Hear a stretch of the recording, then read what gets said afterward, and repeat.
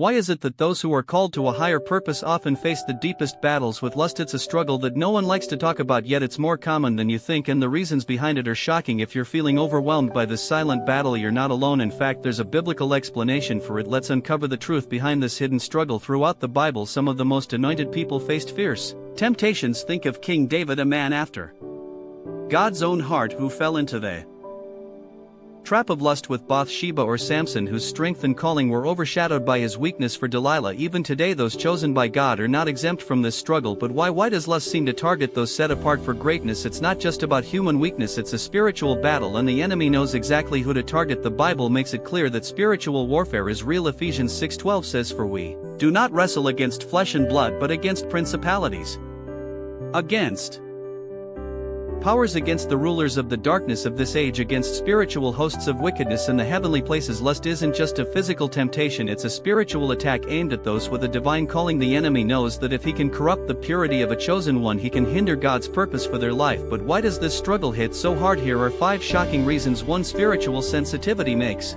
temptation stronger. Being spiritually gifted often means having heightened awareness not just of God's presence but also of the enemy's tactics. Lust is a powerful tool the enemy uses to distract and weaken those with divine callings. Chosen ones often experience more intense temptations because the enemy knows that if he can trap them in lust, he can slow down or even derail their spiritual growth. 2. Isolation leads to hidden battles. Chosen ones are often set apart, walking a path that few can understand. While this solitude can be a blessing, it also creates a dangerous vulnerability. Without strong accountability or deep spiritual connections, lust becomes a private struggle. The secrecy of this battle makes it harder to overcome, leading many chosen ones to suffer in silence. 3. High calling attracts greater attacks. The higher the calling, the stronger the warfare. Lust isn't just a natural human struggle, it is a spiritual attack designed to keep chosen ones distracted, drained, and distanced from God. Many great leaders, prophets, and spiritual warriors have fallen because they underestimated the power of this battle. The enemy uses lust as a constant snare, knowing that even the strongest warriors can be brought down by their flesh. For emotional wounds create open doors. Many chosen ones carry deep emotional wounds: rejection, abandonment, past heartbreaks. These unhealed scars can become open doors for lust. When a person is emotionally vulnerable, the enemy offers lust as a false comfort, a